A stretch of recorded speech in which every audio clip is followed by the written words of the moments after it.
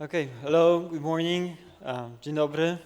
Um, this is awesome, great to be here. So many people I've just seen during the lunchtime from the third floor, this floor, the audience and the hall, so many people, it's like amazing. So many people came here to learn from each other. We came with Marek here to learn from you guys and from each other, but during this session would like also to share with you some of our experience and some of our findings. Welcome to session. We've got 15 minutes.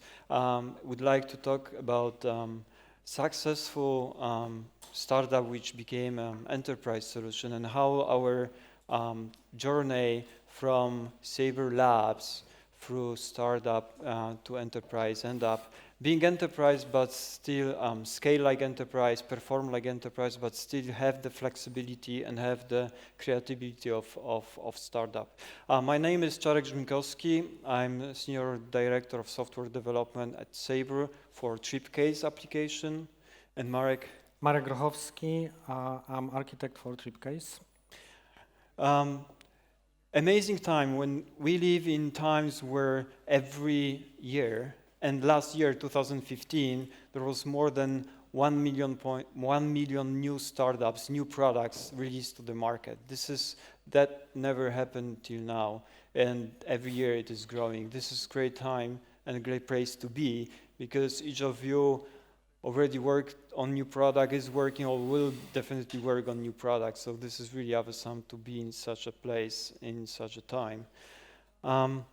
Successful startups or new products are not exactly the same like traditional way of thinking. Based on Eric Ries, who is one of those who made a lot of research about it, is talking about startup as create new business, new project within the bigger company, which is focused on delivering or building something new business model, new product, something which do not exist usually on the market. So it's not like traditional approach of building a new another restaurant or another application which is already in the market, which got a lot of competition. It is more about finding new business model, finding new application, new product, new way of solving customer problem. To do that needs really different approach to have it successful. It means that you need to learn really quickly and really fast. Each of you got probably ton of ideas of the business or new product, and there are millions of ideas of new products. The key thing is to be successful in implementing those ideas in execution. And a lot of researchers on the successful startups got the common pattern, things which are common to those who are successful. Those are things like, if you want to build something, you've got an idea which is solving your problem, you've got to learn really quickly and find out if your idea is solving also others' problems, so other people's problems, customers' problems. So planning is good, it's important to plan, but really, as soon as possible, get out of the building, scratch out your ideas, but test it and implement it and gather the feedback from the market, from customers, to learn as quickly as possible if your ideas are right ideas, should you change it, should you move to another direction. So get out of the building and move really fast. Move really fast in terms of rapid development, quickly code and develop and test if what you just implemented is resonating with customers. People are using it the way you thought. So get out of the building and rapidly develop. This is key. TripCase, we'll use it as an example. So just 2 minutes on giving you an idea what the application is about. TripCase is an application which is helping customers travelers to go through the trip, usually on mobile, but there are more components on this one. So you can see on the left screen list of trips. In the middle is more details about one of those trips, the Las Vegas trip. So you've got the air segment, you've got hotels, place you stay. On the next one, you've got details about the particular flight, the gate number, the departure times, stuff like that. Also some cards about destination, how to get to the place, what you can eat, what is the weather, many things which are helping simply traveler to get through the journey. And really short movie how the application is used.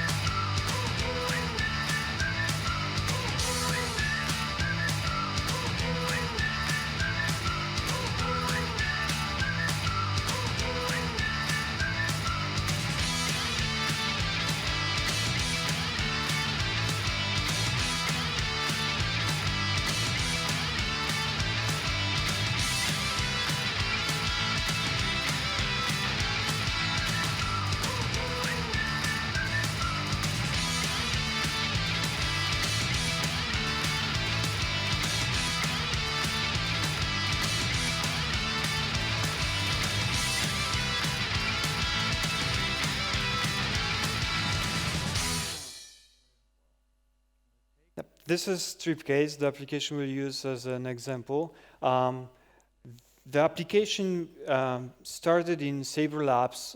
We've got labs where we test a lot of ideas and hypotheses. We are building a lot of new solutions. Once those solutions resonate with the market, with customers, TripCase came to the next phase, which is product type phase. We had small teams started working on it. You can see how quickly we were able to grow in terms of user base and number of trips. So the journey of new product is really dynamic. You see that this is not smooth journey. We are learning all the time. TripCase started as just an app, which is notifying you about the flight changes, gate changes, the schedule changes. But we pivoted many times. We changed it, maybe not many, but few times we changed the idea how application should look like, because we were learning all the time, listening to the market and measuring, gathering a lot of measures.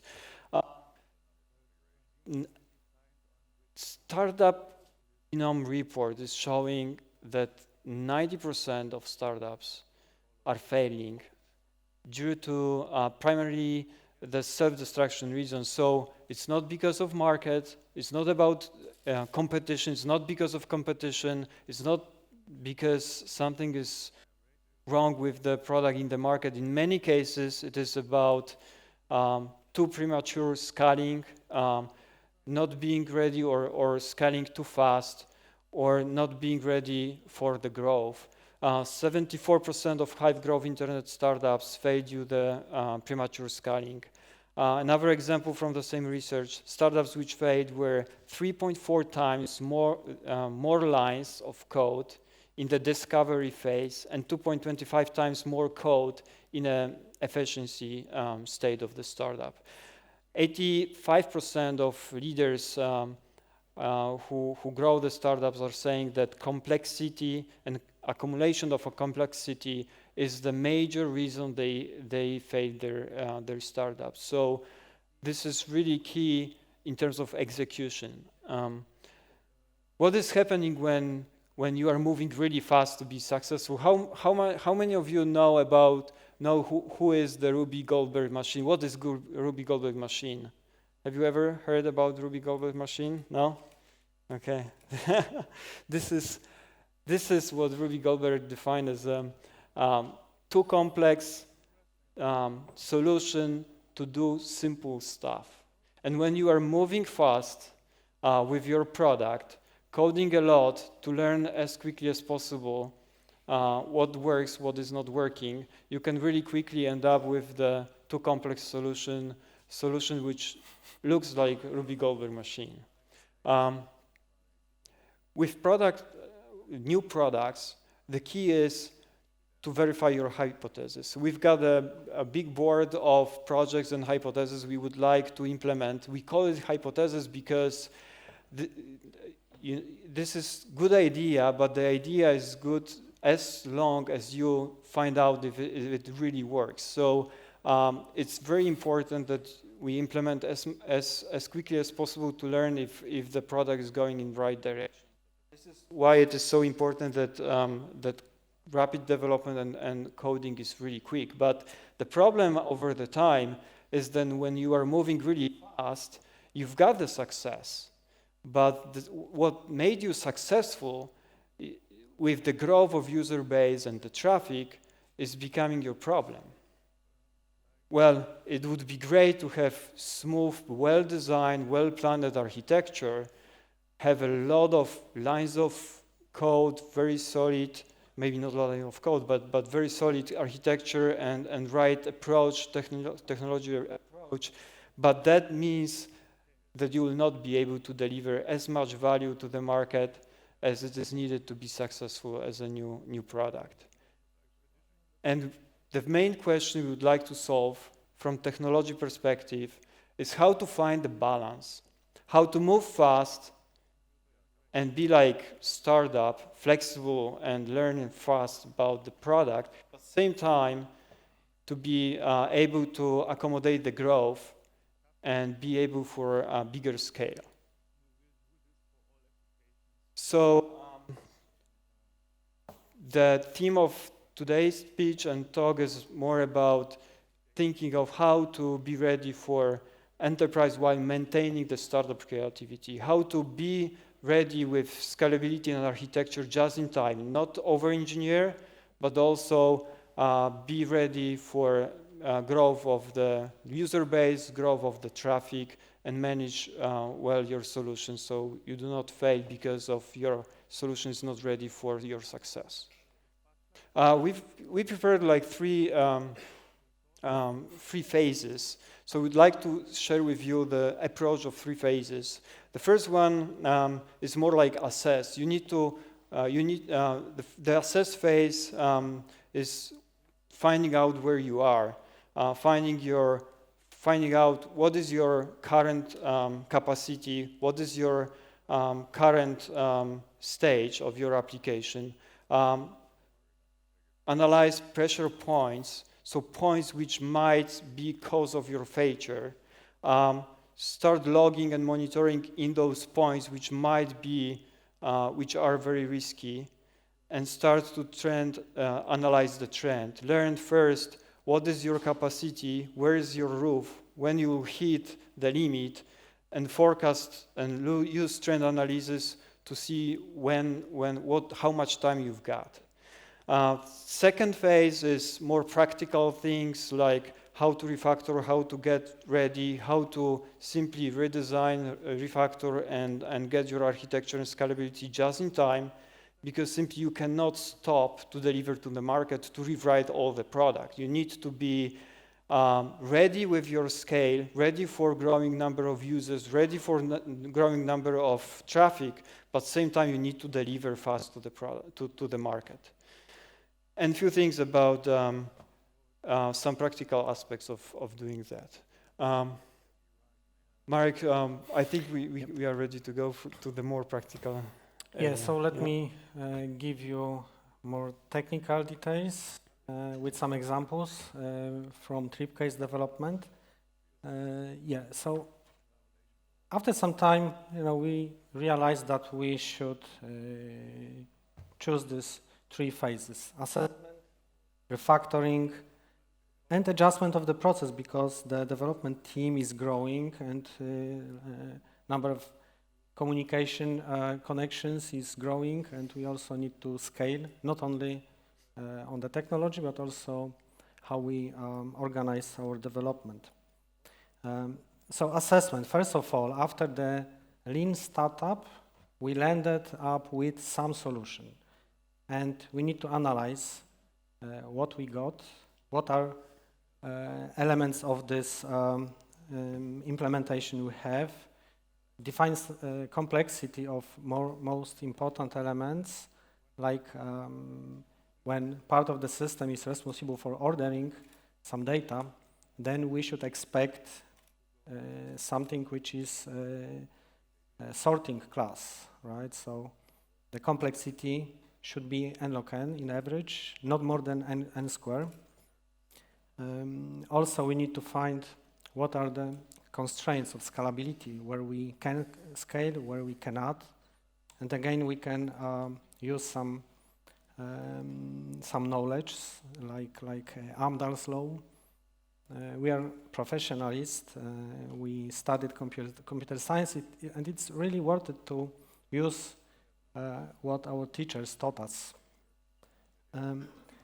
So the theoretical analysis is one thing, and also practical one, because the complex system, distributed system, is really difficult to define complexity properly. So we need to introduce some monitoring. So we need to refine how we log activity of the system and gather some practical data, gather some information from the actual operation of the system. Also, what is important is to understand what our strengths of the business level. Like we thought that some ideas, some hypotheses may be really cool, but eventually it may turn out that some of them are not so useful. People don't use them, but others, which we thought may be not so important, became really valuable for the business. And in order to go further, in order to refactor the system, we should first analyze what we have, and then we should define the ideal state, the ideal architecture. So we need to see the horizon where we go. So everybody is aligned, and we can work together as a team. So define what we have. Analyze what we have, define what we would like to have. And of course, the ideal state is something which gives us the way to go, but we must be also realistic that we may not achieve that ideal state. And then we should prioritize what we can do and just develop. In TripCase, we build a system with three main components, like presentation, model view controller, MVC design pattern, messaging component which is responsible for communication with external systems, with sending messages like email messages, push messages, and also receiving data from different sources, from different third-party vendors. And document delivery component responsible for generation of the content, generation of emails from templates, archiving of the documents like CATs, invoices. And when we get into what we actually got inside this monolithic components, we realize that there are some functionality which should not be there, or they are redundant, like those which are colored in green. But this is the result of the lean startup. We didn't think about really having great architecture, but providing features to the to grow our business, to compete with competitors, because the market is pretty competitive. And as you can see, for example, we have a calendar functionality in the MVC, which actually doesn't look like it should be there. But it happened because when we needed a calendar, some specific implementation of the calendar, actually this team was available, and this team just implemented it in their component. And here we have another calendar. So, And we see that those calendars overlap. They're not the same, but they overlap. There are some specific implementations in each of them. The other aspect from those mentioned on the slide, which is important, is the scalability. So having monolithic components, we can just scale whole component at once. While in messaging, we can see, for example, feed dispatcher, flight statuses, sending messages, and we realized that the one which needed most of the resources was the feed dispatcher. So in order to scale feed dispatcher, we had to scale the whole component, and we scaled in too much. We just wasted a lot of resources. And also, it's important for deployment. Also, these components have a lot of internal dependencies, but these dependencies actually are not in between these monolithic components, but between some particular functionalities. So this was another element we learned. Next step in the assessment phase is measurement of the capacity. So the most important metrics: storage, response time, and system throughput. For storage, we can use standard ways like partitioning the database. For example, in TripCase, we collect trips which are just created over time. And the most important ones are those which are active and those which are planned for the future. Past trips are less important, so we can partition database accordingly. Also, we may flash some historical data we don't need. Data compression. This is pretty interesting aspect. Many people think that data compression is to save on space, but this is also a good strategy for saving on time, because when we need to store big file in the database, it is faster to compress that file and store smaller file, store a smaller piece of data, because the database storage is the slowest element in the processing. Then calculation of required threads, how many requests we have to process in parallel. And this we can pretty easily compute from information about number of requests, number of parallel requests, and average time needed for processing of each request. So then pressure point analysis. This is a pretty nice technique to find bottlenecks when we have some flow of data processing.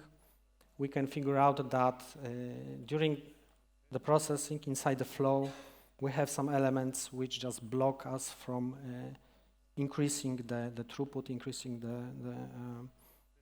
or shortening the processing time. And also we need to think about the optimal investment. It's easy to just install big machine or many large machines, investing into a huge storage, but it's important to understand if we really need it. So this is another aspect. Maybe we can hold on questions till the end of the presentation, okay? Thank you. Yeah, okay.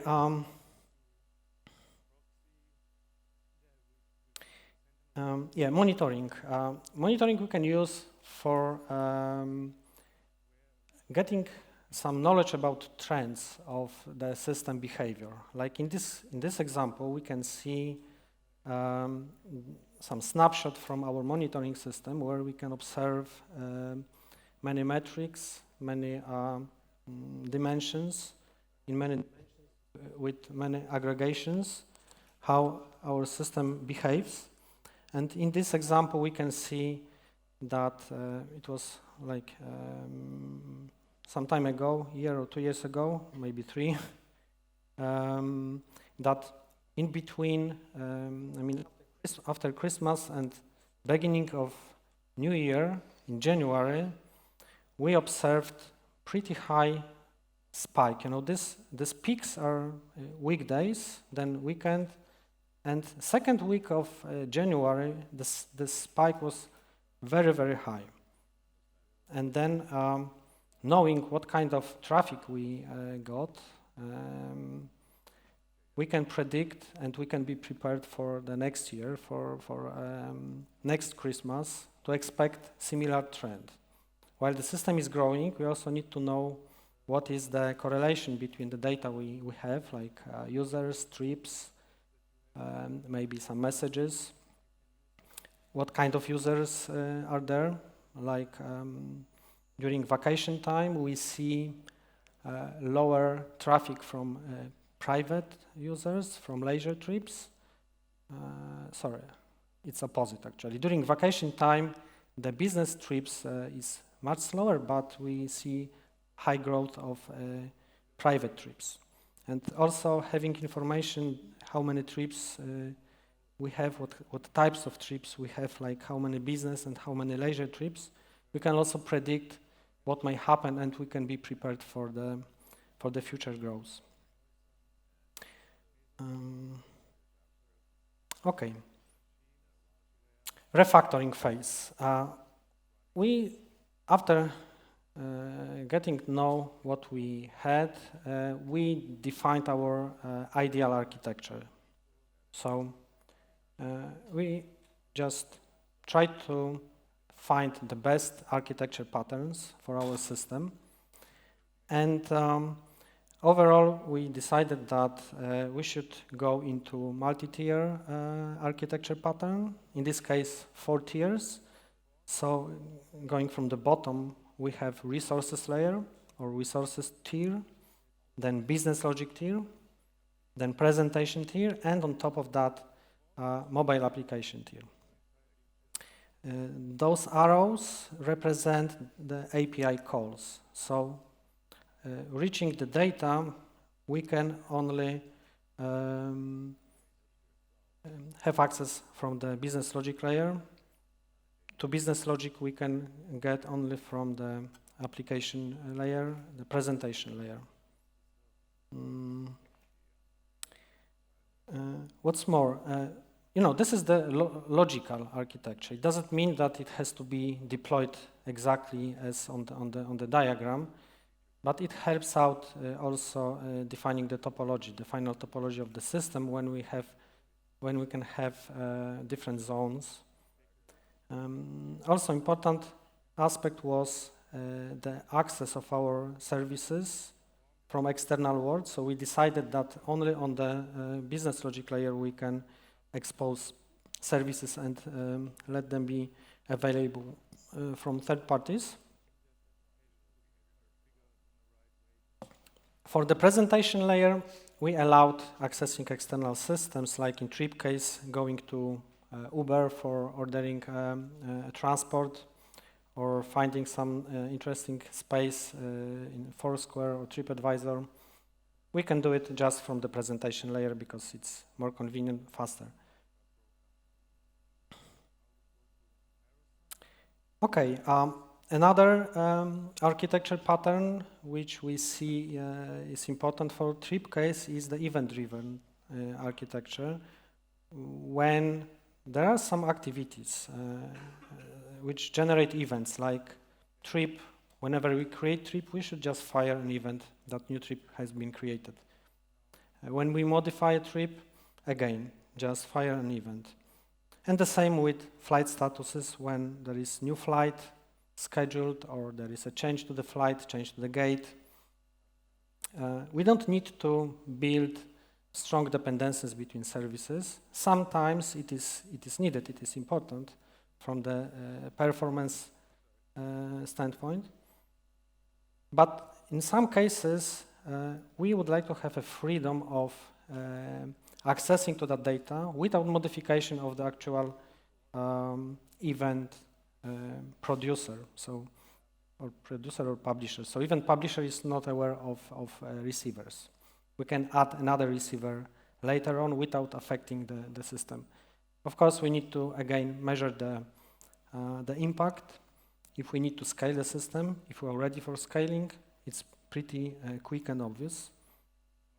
And further, we can see regular service-oriented approach that services just call one another. So this is kind of a hybrid solution when we can utilize service-oriented architecture together with event-driven architecture. So concluding, we defined three architecture patterns. So model view controller for the presentation, service-oriented and event-driven oriented architecture or event-driven architecture, plus overall layering of the services with some logical structure, which is four-tier architecture.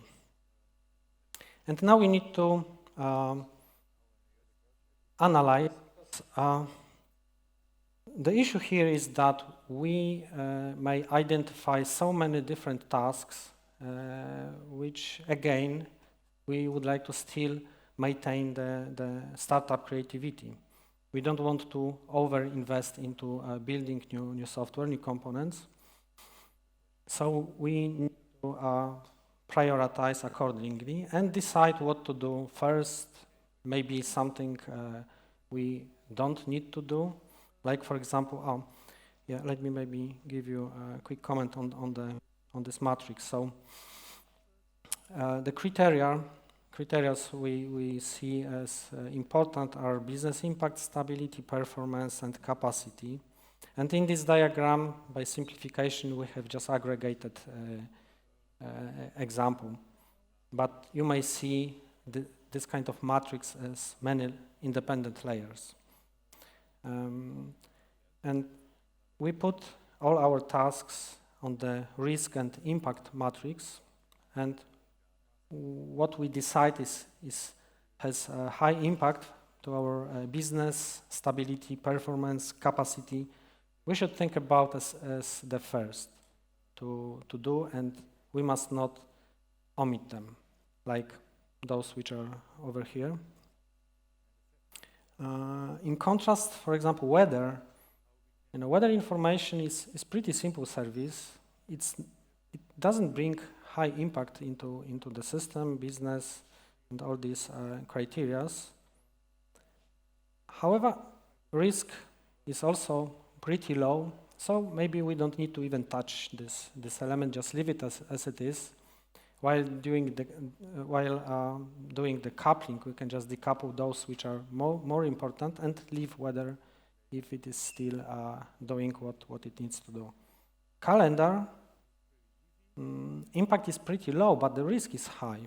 We may generate a high risk of the system stability, for example. So maybe we should even get rid of calendar functionality. If this is not needed from the business standpoint, users don't use the calendar feature. This kind of analysis and decision making is required at the end of the refactoring stage, just before doing the actual implementation.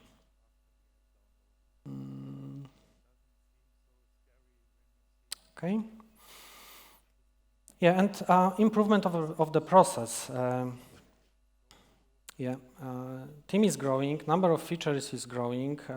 We need to maintain control dependencies between these elements. For example, to avoid any circular dependencies, in order to upgrade or patch only those elements which are affected, which are modified. Like these pictures shows some example of 5 components with dependencies, and for the upgrade, only those 2 have been modified. We use the semver semantics of versionings.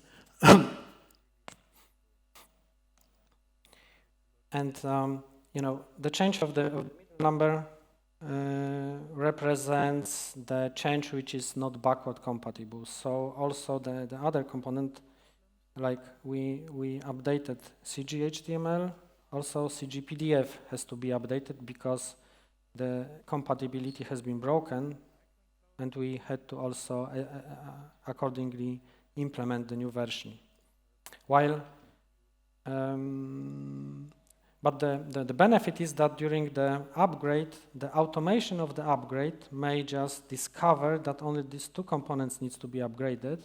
We don't need to do any manual intervention. We don't need to manually decide which elements we have to upgrade. But having well-defined dependency between elements and good automation allows us to do quickly many and simple releases or upgrades.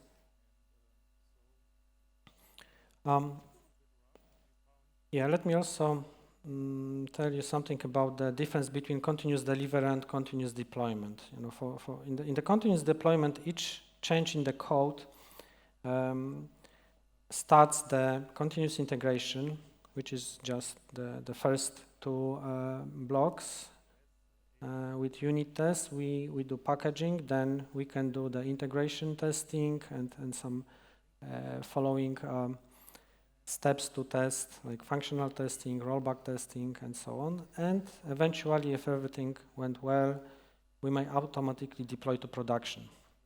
This is continuous deployment. In continuous delivery, the last step is manual one. Sometimes we need to notify some people, inform some people that there will be a new version of some components, some elements, or we need to do some manual testing before we go for production. And in TripCase case, we prefer to do the continuous delivery. And all this continuous delivery is really needed to automate the overall process. So many teams can work together and they can work independently. They can define some interfaces.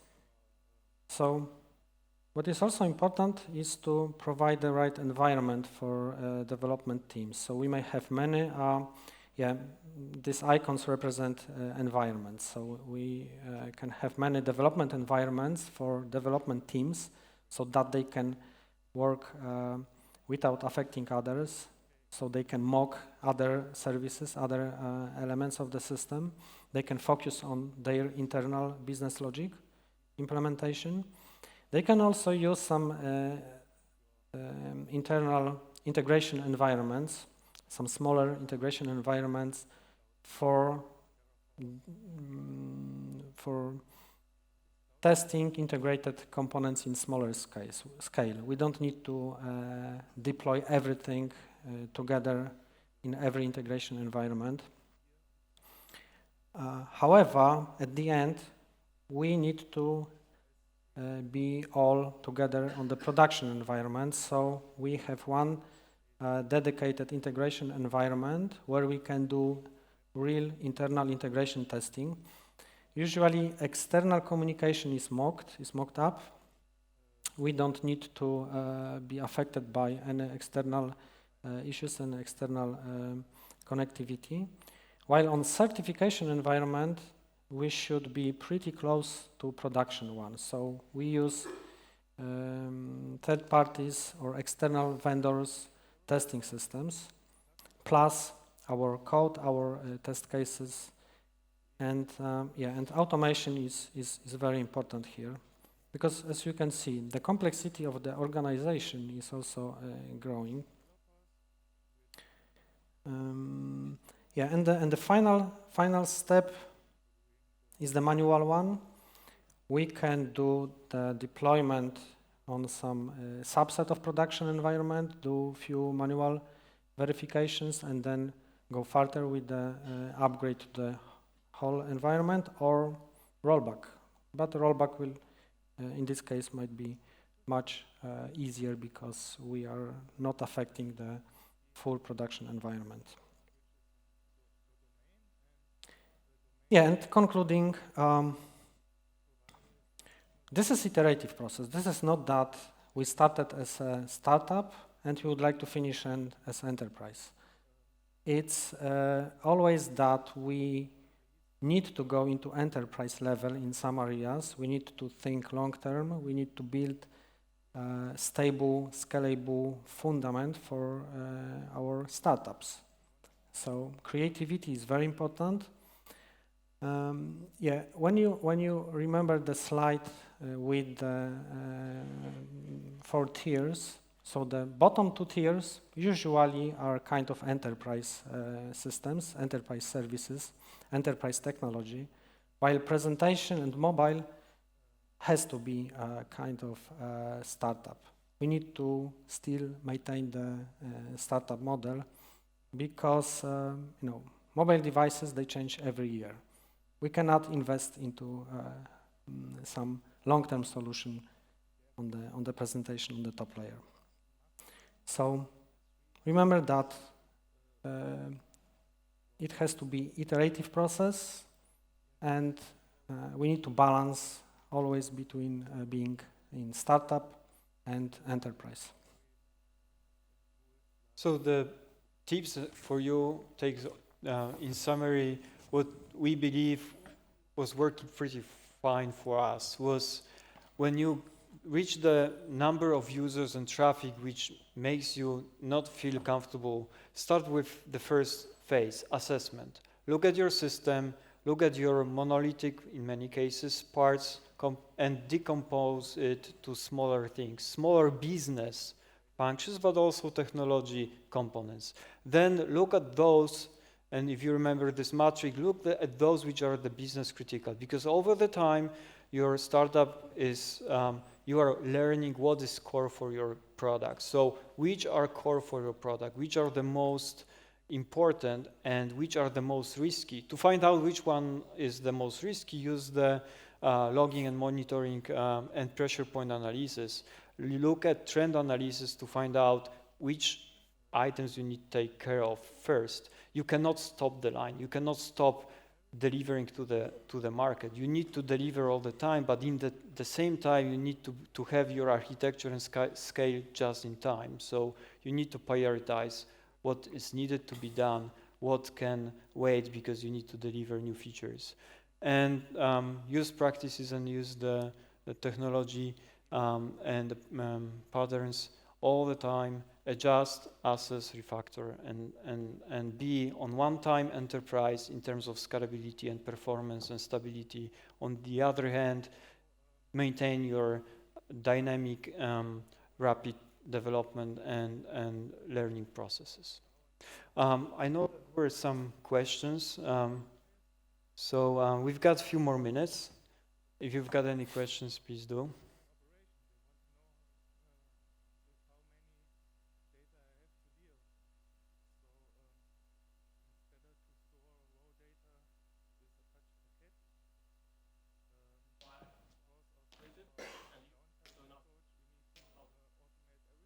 Yeah, the question was about the flashing historical data and how we do that.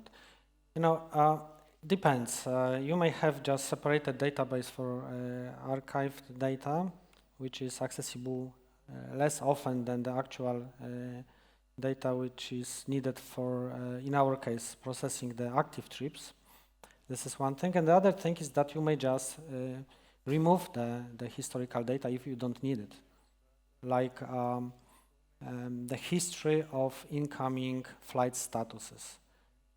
You need it for 3-4 weeks, just in order to do some investigation of issues.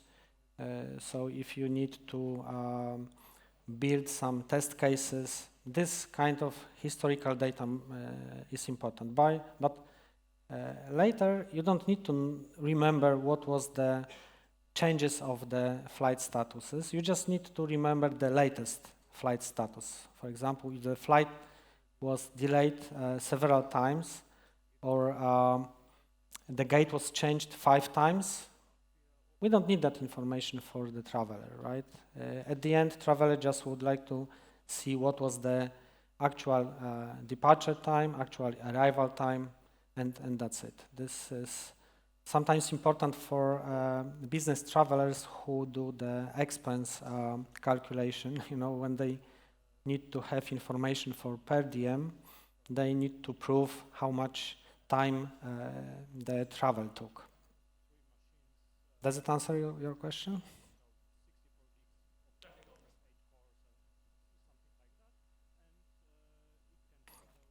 Yeah, actually, in Sabre, we have dedicated database developers, database administrators, and they do it usually with some cron jobs.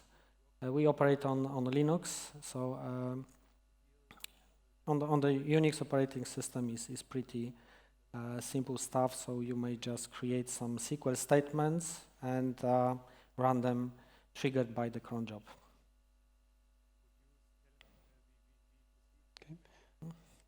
Any other questions, maybe? Yes, please.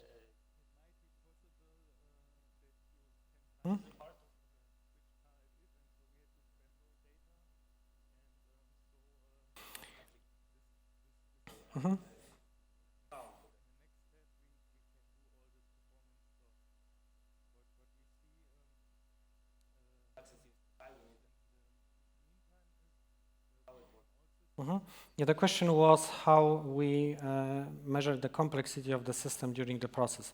You know, actually, we are not defining the exact complexity we have. This is rather needed for first of all classification of the problem your system need to solve, and knowing that classification, you may get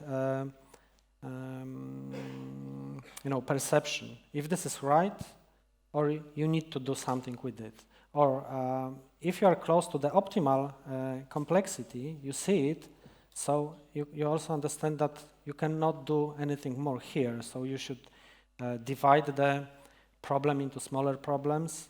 You know, you cannot solve the problem in the better way.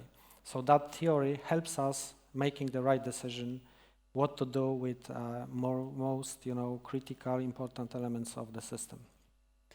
Because sometimes if you are not aware that sorting is n log n, what I mentioned, you may spend a lot of time trying to fight with different algorithms, different solutions, different technologies, and you will not get much better result than you already have if you are close to the optimal solution. So this is rather kind of theoretical analysis whenever you see something suspicious. On the architecture level, because on the architecture code level, we are using many tools, usually Sonar, to keep team and developers aware what is complexity, how it is changing over time, and make some decisions. Yeah, but this you know, there are many layers. You should use tools, all tools you have. Like you can grab the information from monitoring systems. You can analyze in theory what you have. You can also do the analysis of the code. You know, whenever the performance is not what you want to have. Code. So yeah. Yeah, for code complexity, standard open source tools like Sonar, Jacoco. Thank you very much. Our time is over. We'll stay here for a few minutes if you've got any offline questions. Thank you for your time and enjoy the rest of the conference. Thank you.